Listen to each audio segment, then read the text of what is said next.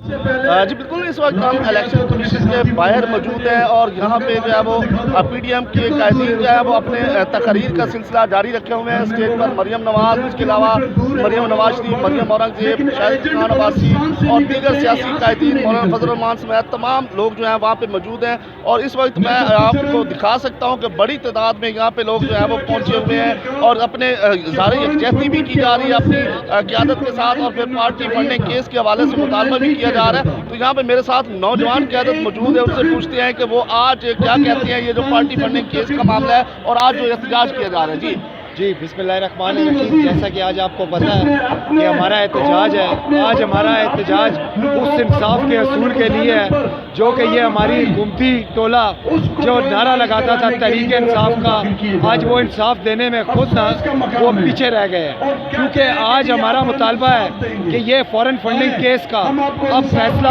आ जाना चाहिए।